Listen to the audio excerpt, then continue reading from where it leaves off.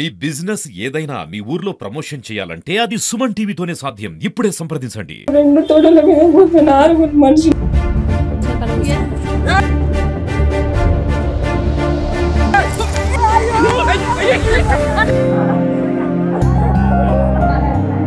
ఉన్న మానసికంగా శారీరకంగా అన్ని రకాలుగా ఇబ్బందులు పడుతుంది. నమస్తే, welcome to Suman TV Warangal. నేను మీ స్వాతి బచ్చు. ఇప్పుడు నేను ఒక ప్లేస్కి అయితే వచ్చేసానండి. ఒక ఆడపిల్ల బాధ వినిపించడానికి వచ్చాను. ముఖ్యంగా మన సుమన్ టీవీకి ఒక కాల్ వచ్చింది నిన్న 28వ తారీఖు రోజున. ఒక కుటుంబాన్ని, ఒక వేరే వాళ్ళకి సంబంధించిన కుటుంబమే, అందులో ఆస్తి గొడవల వల్ల విపరీతంగా దారుణంగా అటాక్ చేసి కుప్పకూలేలా చేశారు ఆ కుటుంబాన్ని. ఆ కుటుంబం ఇప్పుడు సుమన్ టీవీకి అప్రోచ్ అయ్యడం జరిగింది. ఇప్పటి వరకు కూడా ఏ పోలీసులు కానీ ఎవ్వరూ కూడా ఆశ్రయించలేదు. అక్కడ ఉన్నప్పుడు మాత్రమే అంబులెన్స్కి కానీ పక్కన వాళ్ళు ఎవరైనా పోలీస్ వాళ్ళకి కంప్లైంట్ చేస్తే అక్కడికి వచ్చి చూపించి అంబులెన్స్లో వేయడం మాత్రమే జరిగిందంట. అటెంప్ట్ టు మర్డర్ జరిగినా కూడా ఇప్పటి వరకు కూడా స్పందించిన వాళ్ళు లేరు అంటూ బాధపడుతూ వాపోతున్నారు. అసలు వాళ్ళ పరిస్థితి ఏంటి, అసలు ఆస్తి గొడవలు మీదికి అటాక్ అయ్యే వరకు కూడా, మనిషి మీద అటాక్ చేసే వరకు కూడా ఎందుకు మారుతున్నాయి, అసలు ఆడపిల్ల పరిస్థితి ఏంటి ఇప్పుడు అనేది విషయాన్ని తెలుసుకోవడం కోసం ఇక్కడ దాకా వచ్చాను. అమ్మ ఇప్పుడే హాస్పిటల్ నుంచి ఇంటి దాకా చేరుకుంది. ఒక్కసారి వెళ్ళి మాట్లాడే ప్రయత్నం చేద్దాం. అసలు ఏం జరిగింది ఏంటనేది తెలుసుకుందాం. ఏదేమైనా ఇలాంటివి మాత్రం అస్సలు ఎంకరేజ్ చేయొద్దు ఎవరు కూడా. అసలు ఒకసారి తెలుసుకునే ప్రయత్నం చేద్దాం. రండి. నమస్తే, మీ పేరు? నా పేరు శ్రవంతి. నేను కొన్ని వీడియోలు అయితే చూశాను, బట్ మాకు ప్రాపర్ గా అర్థం కాలేదు. అసలు మీ బాధ ఏంటి, ఎవరు మీ మీద అటాక్ చేశారు? మాది కాన్పర్తి గ్రామం. మా గ్రామంలో 765 సర్వే నెంబర్లలో 30 గుంటల భూమి పూర్వీకుల నుండి వచ్చిన భూమి ఉంది. దాంట్లో పొత్తుల బావి ఉన్నది. బావి శ్రీనివాస్ కి మా పెద్ద నాన్న అవుతారు, వరుసకు పెద్ద నాన్న అవుతారు. వాళ్ళకి మాకు మధ్యలో పొత్తుల బావి ఉంది. ఆ బావిలో 2 సంవత్సరాల నుంచి మా నాన్న చనిపోయినప్పటి నుంచి మా అమ్మని అనేక రకాల ఇబ్బందులు పెడుతూ వచ్చిండ్రు. భూమి నాదని, బావి నాదని, సొంత భూమి అని అన్ని రకాల ఇబ్బందులు పెడుతూ వచ్చిండ్రు.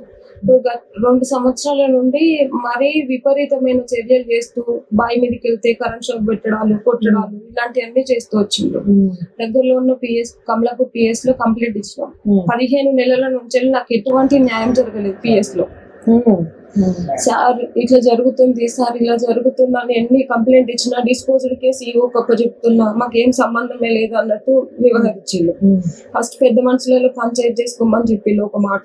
పెద్ద మనుషులలో తీర్మానం గతంలో ఉన్నట్టుగానే కాల్వలు తీసుకుంటూ గతంలో ఉన్నట్టుగానే ఉండండి అంటే నేను వినేదే లేదు, నాకు 2 గుంటల భూమి తింటా లేకపోతే లేదని చెప్పి దొంగతనంగా అతను పట్ట మార్పిడి చేసుకుంటాడు.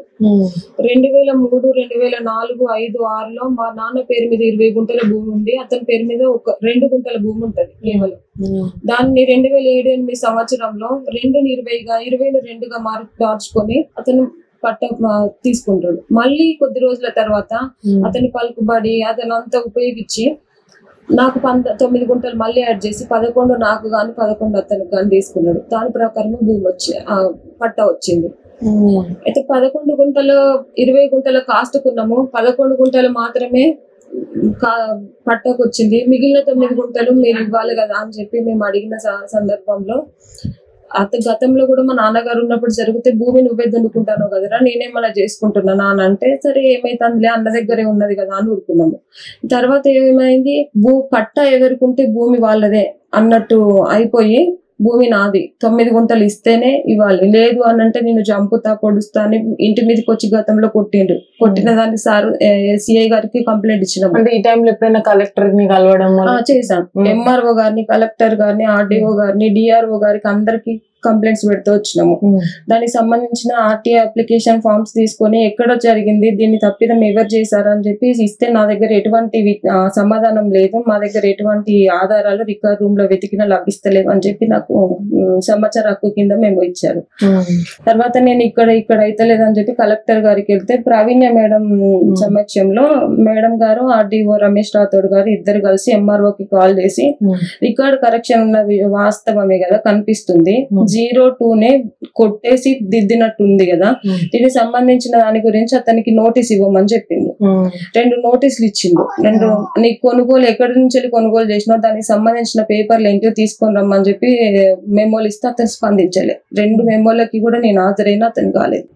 ఈ క్రమంలో మళ్ళీ ఆర్డీఓ గారికి నేను నోటీస్ పెడతాను, దానికి ఎట్లాగో నీకు న్యాయం జరిగేటట్టు అవుతుందమ్మా, ఇది ఈజీగా అర్థమవుతుంది, చిన్నపిల్లలకు కూడా తెలుస్తుంది. ఫామ్ 1B లోనేమో 20 గుంటలు ఉన్నారు మీరు, ఆయన 2 ఉన్నాడు. పట్టణ పహానీలలోనేమో ట్యాంపరింగ్ జరిగి మార్చినట్టు ఎవిడెన్స్ ఉంది కాబట్టి మీకు న్యాయం జరుగుతా, నేను ఆర్డీఓ గారికి పంపిస్తే అప్పీల్కి వెళ్తాను, ఫైల్ అవుతుంది, భూభారత్ వచ్చేదాకా వెయిట్ చేయండి అని చెప్పి ఫస్ట్ లో చెప్పింది. మొన్న ఇప్పటికీ కూడా రోజు వెళ్తున్నా కలుస్తున్నా వస్తున్నా అవుతుంది అన్నారు. ఆర్ఐ గారిని రిపోర్ట్ పంపించి 8 నెలలు అయినప్పటికీ రిపోర్ట్ మిస్ అయిందని ఒకరు, రిపోర్ట్ ఇచ్చినామని ఒకరు. వీళ్ళు కూడా కొంచెం దీని వెనకాల ఎవరి హస్తం ఉన్నదో తెలియదు కానీ దీన్ని కావాలని వెనకాల పెట్టుకుంటూ వచ్చిండ్రు. సిఐ గారి దగ్గరకు వస్తే సార్ ఇది పరిస్థితి అని అంటే ఈవో కప్ప చెప్పిన నాకు సంబంధం లేదు అంటున్నారు. సరే ఈవో గతంలో ఉండవలసిన కాల్వలను తొలగించింది సార్, ల్యాండ్ కబ్జా చేస్తున్నాడు సార్, నన్ను మోకాకు రాణిస్తలేడు, 2 సంవత్సరాల నుంచి పంట నష్టపోతున్నాం సార్, మేము తిండికి చేస్తున్నాం సార్, మాకు నాన్న లేరు, మా పరిస్థితి ఇది, మా చెల్లె పెళ్లి చేసుకోవాలి, సిచ్యువేషన్ బాగాలేదని చెప్పి ఎన్ని చెప్తా వస్తున్నా కూడా అసలు అతను వినకుండా పట్టించుకోకుండా ఎటువంటి న్యాయం చేయలేదు. పెద్ద మనుషులలో మా పంచాయతీ చేసుకోవాలని చెప్పిన క్రమంలో నేను పెద్ద మనుషుల దగ్గరికి వస్తే ఎవరి భూమిలో వాళ్ళే ఉండాలని చెప్పి తీర్మానంకో అతను మేము ఫస్ట్ సంతకాలు పెట్టుకోవడం జరిగింది. ఆ తీర్మానం చదివిన తర్వాత నేను వినేదే లేదని చెప్పి ఆయన కాజీపేట ఏసీపీ గారిని కలవడం జరిగింది. ఏసీపీ గారు ఇందులో ఇన్వాల్వ్ అయ్యి పట్టున్నంతే భూమి, నువ్వు భూమి ఇవ్వాల్సిందే అని నా మీద ఒత్తిడి చేసి నువ్వు భూమి ఇవ్వకుంటే మాత్రం బాగుండదని బెదిరింపులకు గురి చేసిండు మేడం. ఈ బెదిరింపుల గురించి నేను సపరేట్ వచ్చేసి లేదు సార్ నిన్న ట్యాంపరింగ్ జరిగింది, కావాలంటే నా ఎవిడెన్స్ చూడండి అంటే పేపర్లు తీసి ఇస్త్రీ కొట్టేసి లేదు వాడు చెప్తున్నాడు కదా పట్టా ఉన్నంతే భూమి దాన్ని కాదని ఎవరు అంటారు అని అంటే కాదు సార్ ట్యాంపరింగ్ జరిగింది, దానికి సంబంధించిన వాటికి నేను ఎంఆర్ఓకి అందరికి అప్లికేషన్ పెట్టుకున్నా సార్, నేను దానికి సంబంధించిన వివరాలన్నీ మీకు చూపిస్తా సార్ అంటే కూడా వినేది లేదు అని నా పెద్ద మనుషుల సమక్షంలో నన్ను 2 గుంటల భూమి ఏమని చెప్పి ఒత్తిడి చేసింది. నేను వినని చెప్పి రాగానే అతనితో మానిపులేట్ చేసి ఏసీపీ గారి ప్రోద్బలంతో అతను వాళ్ళని ఏమైనా చెయ్యి బావి మీదకి వస్తే అని చెప్పారంట. అంటున్నారు ఏసీపీకి ₹1,00,000 ఇచ్చినా నేను చంపిన వీకేది లేదు అంటున్నారు వాళ్ళు. ఏసీపీకి ₹1,00,000 ఇచ్చినా సిఐకి 50,000 ఇచ్చినా ఇక ఎవడు ఏం చేస్తాడో చూస్తానే అని చెప్పి నా మెడలో ఉన్న చైన్లను లాక్కొని మా అమ్మను నన్ను విపరీతంగా కొట్టింది మేడం. అటాక్ చేసినారా? అటాక్ చేసిండు. 6 మనుషులు, శ్రీనివాస్ 3 బిడ్డలు, అతను అల్లుడు మనవడు 6 కలిసి మా మీద అటాక్ చేసిండు. నా మీద 4 ఉన్నప్పుడు అమ్మ మీద 2 ఉన్నారు. పక్కనే ఉన్న తాటి చెట్టు కట్టెల కర్రలతోని వాటితోని వీటితోని కొట్టిండు తాటి మట్టలతోని.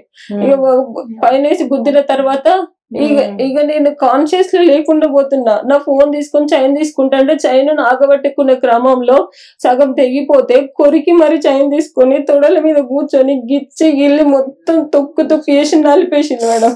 దానికి సంబంధించిన వీడియోలు చూడండి. అక్కడ ఉన్నోళ్ళు చెప్పిళ్ళు ఇదంతా జరిగిందని చెప్పిళ్ళు. 2 తొడల మీద కూర్చొని 6 మనుషులు ఎవరు లేరు బాబు.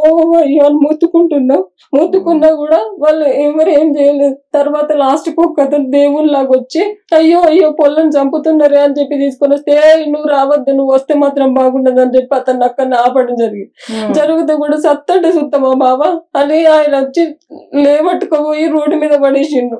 అది మా అమ్మని నేను అమ్మ నువ్వు పరిగెత్తు అని చెప్పేసరికల్లా మా అమ్మ వాళ్ళ ఊళ్ళలో తీసుకొస్తారని ఆ ఇద్దరిని ఎట్లనో చేసుకొని అది ఎట్లా పారిపోయిందో కూడా తెలియదు మేడం. వచ్చి ఇక కొట్టేసిన తర్వాత ఆ మిగిలిన 2 కూడా వచ్చి నా మీదనే కూర్చొని పక్కలలో గుద్దేసి బాయి భూమి అంటున్నవే 2 ఏళ్ల కంటే మమ్మల్ని ఇబ్బందులు పెడుతున్నారు. వాళ్ళు నన్ను ఇబ్బందులు నేను ఇబ్బందులు పెడుతున్నదని వాళ్ళ బలంతో రాజకీయ బలము వాళ్ళు దీని వెనకాల చాలా మంది హస్తం ఉన్నది మేడం.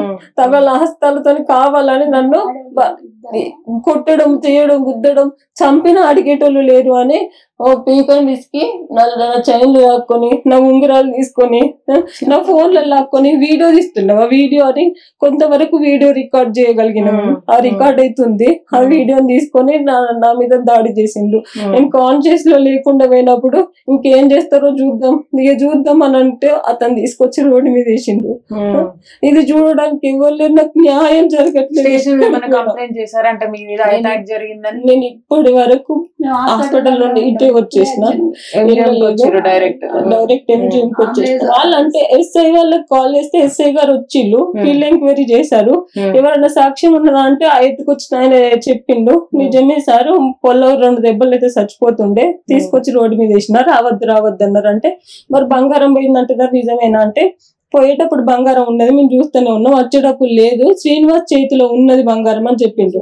బిడ్డ తీసుకున్నది ఇవన్నీ దెబ్బలు కొట్టేసి గిచ్చి గీకి ఇష్టం వచ్చినట్టు వేసి తొడలు వెండేసి పక్కలల్లా, అంటే బ్లడ్ ఇంజూర్ కావద్దు కానీ నలగబడవండి అని చెప్పి ప్లాన్ తో ఉన్నారు మేడం. అది నాకు తెలుసుకోలేకపోయినా నేను. మరి వాళ్ళని అరెస్ట్ చేశారా? ఇప్పుడు మీరు ఎస్ఐ గారు వచ్చారు?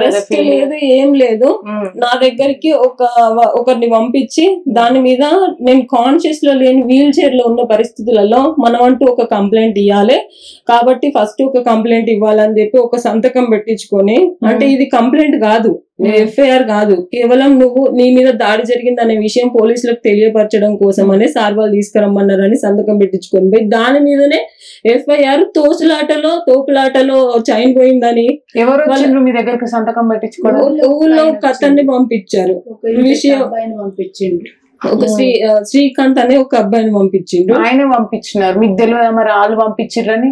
అంటే మాకు దగ్గర మా పెద్ద మనిషి వాళ్ళ కొడుకే, అంటే కావాలని వాళ్ళు చేసింది కాదు. కాకపోతే ఈ కంప్లైంట్ ఇవ్వాలి కదా, అయ్యో పాపం ఇట్లా జరిగింది అని ఎవరో ఒకరు కంప్లైంట్ ఇవ్వాలనే ప్రయత్నంలో ఆయన వచ్చింది. కానీ నేను అడిగే పరిస్థితిలో లేను. శ్రవంతి నీకేం లేదురా, ఇది కంప్లైంట్ కాదంట, నువ్వు వచ్చిన తర్వాత ఎఫ్ఐఆర్ పెట్టుకుంటారు. కానీ వాళ్ళు ముందుగా పోయి కంప్లైంట్ ఏమన్నా ఇస్తారేమో దానికోసమని మనకు జరిగిన దాడి గురించి జస్ట్ తెలియపరచడం కోసమే నువ్వు ఒక సంతకం పెట్టమని చెప్పి సంతకం పెట్టినా. ఇప్పటి వరకు నేను పోలేదు, రాయలేదు, ఎఫ్ఐఆర్ ఏమి ఇయ్యలేదు. కానీ వాళ్ళు ఎఫ్ఐఆర్ ఫైల్ చేసిండు, చిన్న సెక్షన్స్ పెట్టేసి ఎఫ్ఐఆర్ అని చెప్పి ఫైల్ చేసి నాకు కావాలని అన్యాయం చేస్తూ తన్నులు దీని నేను ఉంటే నా మీద ఒక కేసు వాళ్ళ మీద ఒక కేసు పెట్టేసి సపడే కూరుకున్నారు మేడం. చాలా దారుణం అంటే దారుణం మేడం. నాకు ఎక్కడ న్యాయం జరిగేటట్టు లేదు. నా పరిస్థితి ఇప్పుడు బంగారం పోగొట్టుకున్నా, మానసికంగా శారీరకంగా అన్ని రకాలుగా ఇబ్బందులు పడుతున్నాను మేడం. బాధపడకండి, ఆడపిల్లగా మీరు ముందు పోయి పోరాడిల్లు కరెక్టే, అక్కడ నుంచి రిప్లై రాలేదనేదే మీ బాధ. బట్ అట్లా అటాక్ చేయడం అనేది తప్పు, అది కరెక్ట్ కాదు. అది అతని భూమిలో కూడా పోయింది లేదు, అతను ఏమన్నది లేదు. నా భూమిలో నిలబడ్డా నేను, నీళ్లున్నాయా ఇట్లున్నదో 2 సంవత్సరాల నుంచి పంట వేసుకొని ఇస్తలేడు కదా, వర్షం నీళ్ళైనా కొంచెం నిలువ ఉంటే ఊరికే దుక్కించుకొని ఉట్టిగా గింజలన్నా చల్లుకోవాలి. లేదు అని అంటే పట్ట వేసుకోవట్లేదు కదా అని చెప్పి దాని కింద పడిపోతుంది అని వీళ్ళు అడ్వైజ్ ఇస్తే అడ్వైజ్ మేరకు ఉట్టి గింజలన్నా చల్లిపిస్తానే లేదు మేడం. ఇట్లా చేస్తారనే ఆలోచన లేదు అసలు. ఎందుకు వేస్తాను అని మేము అడగలేదు, మేము ఏం అడగలేదు. నా భూమి కాడికే నేను పోయి చూస్తా అని పోయినాం మేడం. పోయేది పూకట్నం మీద పడ్డది, మీద పడి వస్తాను వరారా అని అన్నదా కథం అటకుల మీద వాళ్ళ 6 మనుషులు వాళ్ళు ఏకమై వాళ్ళు ఉన్నారు. కానీ మేము మమ్మల్ని ఎందుకు కొడతారు, మేము వాళ్ళ భూమి ఆపుతానమా, వాళ్ళ నాట ఆపుతానమా, నా భూమి నేను చూసుకొచ్చుకుంటా అనుకొని మేము పోయినాం మేడం. నమ్మి నా బిడ్డ నేనే పోయాను. పొయ్యేది పోకట్నే వాళ్ళు కావాలని కల్పించుకొని వాళ్ళు అప్పటి వరకే కట్టెలు రాళ్ళు పట్టుకొని వాళ్ళు ఉన్నారట. ఎట్లా మన నాట ఆపేదానికి ఇట్లా వస్తుంది కావచ్చు, అది బయటికి ఎప్పుడు వస్తుందో దాన్ని అందుకుంటామని నా బిడ్డ మీద బాగా పగతోటి మేడం. కొంచెం అయితే మిస్ అయితే నా బిడ్డ చచ్చిపోతాండి. 6 మనుషులు కూర్చున్నారు, ఎక్కి తొక్కుతాను ఇక వావో అది దారుణం. ఎవరిని రానిస్తాడు అయ్య నిలబడి ఒక సినిమా మేడం, ఒక సినిమా ఎవరు రావద్దు అంటే ఒక్క ఆయన జంగాలైన అయిపటికే మేము న్యాయానికి మెదులుతాము. కానీ ఏంది బావ సత్తా అంటే చూస్తామా, సంపుతారా సంపుల్లా అని ఆయన బలవంతంగా వచ్చి మమ్మల్ని లావటకపోయి మేము కోల్పోయిన వాళ్ళని లావటకపోయి రోడ్డు మీద వేసిండ్రు. రోడ్డు మీద వేసి వాళ్ళే మంచినీళ్ళు తెచ్చి పోసుడు, వాళ్ళే మళ్ళా అంబులెన్స్ ఫోన్ చేసిండ్రు, పోలీసు వాళ్ళు ఫోన్ చేసిండ్రు. చేస్తే ఎస్ఐ గారు వచ్చిండు. అత్తే మేము సోసపోయి కూడా నా బంగారం తీసుకున్నారు అని మేము మొత్తుకున్నాం. 2 సెల్లులు గుంజుకున్నారు, బంగారం గుంజుకున్నారు. వాళ్ళు ఆయన మంచిగా ఫ్రీగా ఉన్నారు. మేము సోసపోయి మమ్మల్ని ఆ వేరే టైం తీసుకొచ్చి అడగెత్తే అంత అంబులెన్స్ వస్తే ఎస్ఐ గారే కోపాడి బొమ్మలాటలు చూసినట్టు చూస్తాను, చచ్చిపోయేటట్టున్నది. అంబులెన్స్ లో బట్టి అలా భార్య ఇల్లు అని అంటే మమ్మల్ని ఇద్దరు నాకు తల్లి బిడ్డలను ఎవరు బట్టిలో మాకు తెలియదు. పట్టి అంబులెన్స్ వేస్తే మేము వచ్చి ఎంజీవులు ఉన్నాం. మేము ఇది వరకు కూడా మేము పోలే బాంచాను, మేము ఎక్కడికి పోలే. ఎంజీఎం కొట్టిండ్లు కన్ను ఇట్లా జుట్టు చూడు సార్, కొంచెం పీకేసిల్లు మొత్తం దారుణం జుట్టుతో పీకితే ఆ చెయ్యితోటి జుట్టు వచ్చింది. అయినా నాకు చూసలేదు, నాకు ఏం జరిగిందో తెలియదు. చేతులన్నీ ముండ్లు, గాజులన్నీ వలిగినాయి. ఇవన్నీ దారుణం, ఇవన్నీ విండిళ్ళు పిండి మీద నా బిడ్డ మీద. నేను తప్పించుకొని వస్తే నా మీద మంది, దాని మీద మంది, ఉన్నోళ్ళు అంతగా నువ్వు ఒక్కదాని వేసి నువ్వు చేసేదని ఉన్నారు పోయి పారిపో అమ్మ అని అంటే నేను పారిపోక అద్దు బిడ్డ అన్న కూడా నువ్వు ఊరుకూరుకంటే నేను వాళ్ళని తీసుకొస్తాను. ఉన్న ఆరుగురు దీన్ని ఒక దంచుడు పెట్టింది. నా మీద ఉన్న ముగ్గురు, దాని మీద ఉన్న ముగ్గురు, ఆరుగురు నువ్వే దొరికిన. నిన్ను చంపిలా బొంద పెడతా, నిన్ను చంపి బొంద పెడతా, నువ్వు బాగా నత్త వలంజే, నువ్వు భూమి నత్త వలంజే, నిన్ను గోరి కడితే ఇంట్లో అనిగో నువ్వు మేము ఏసీపీకి 1,00,000 రూపాయలు ఇచ్చినావు, ఆ 1,00,000 రూపాయలు మాకు ఎట్లా రావాలి అని ఉన్నారా. ఇది గుంజుకున్నారు. ఇది గుంజుకుంటే నా చైన్ ఇండ్లి మీరు బాంచాను, మీ కాలు మొక్కుతా, మేము వెళ్ళిపోతాము, మేము పోతాం అని మొత్తుకుంటాను కూడా. ఎక్కడికి పోతే వెళ్ళండి, ఎక్కడికి పోతే వెళ్ళండి అని పక్కల గుద్దుతాం కావా, పక్కల మెస్లు ఎత్తలేదు. మేము హాస్పిటల్ నుంచి వెళ్ళి మళ్ళీ అక్కడి నుంచి వెళ్ళి మా కోడలు ఇలా ఎంజూలోకి వెళ్ళి గార్డెన్ లో తీసుకుపోయింది. గార్డెన్ లోకి వెళ్ళి మేము నిన్ననే రాత్రి స్నానం అన్న చేపిస్తారమ్మా అని మా ఎప్పుడాలు తీసుకొని వచ్చి ఇక్కడ రొంగులు ఉంచుకున్నది. ఏ ఊర్లో ఇది జరిగింది? కానిపర్తి గ్రామం, కమలాపూర్ మండలం. ఇప్పుడు మీకు కావాల్సిన న్యాయం ఏంది కరెక్ట్ గా మీరు ఒక్కసారి చెప్పండి.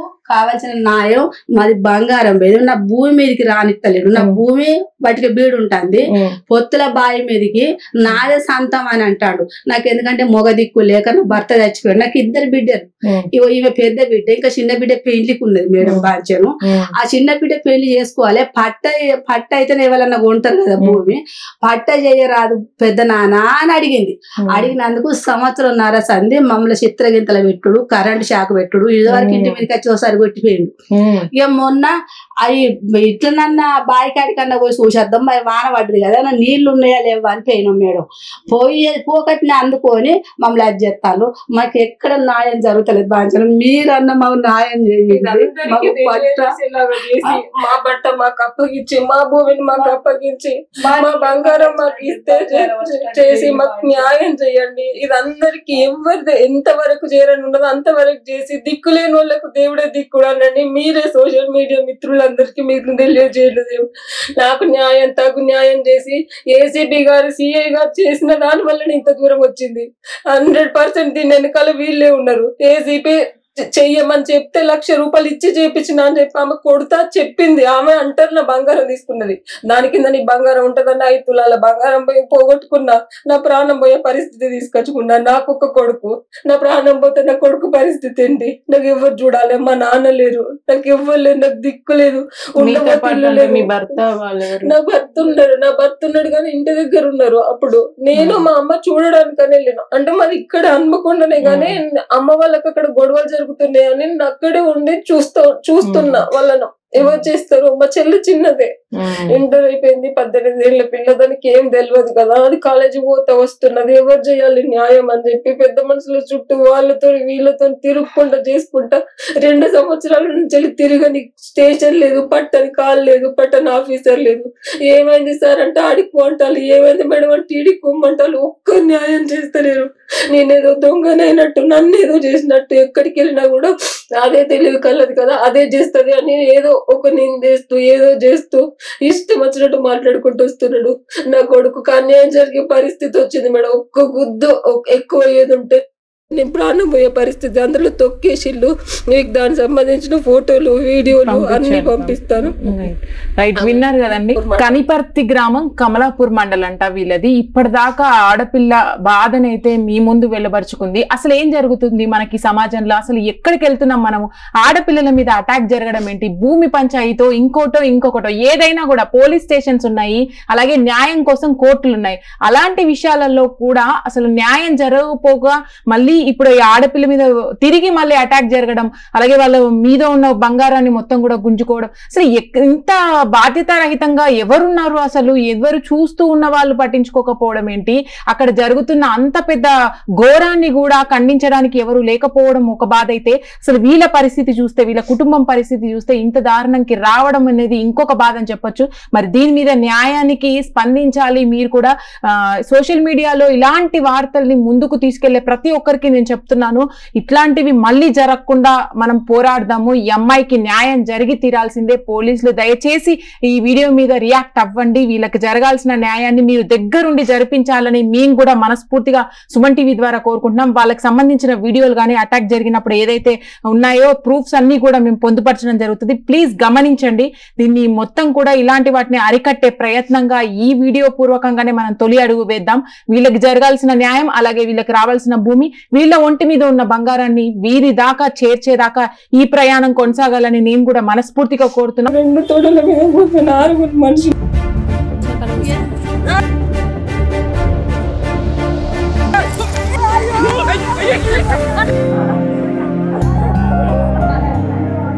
మానసికంగా శారీరకంగా అన్ని రకాలుగా ఇబ్బందులు పడుతుంది.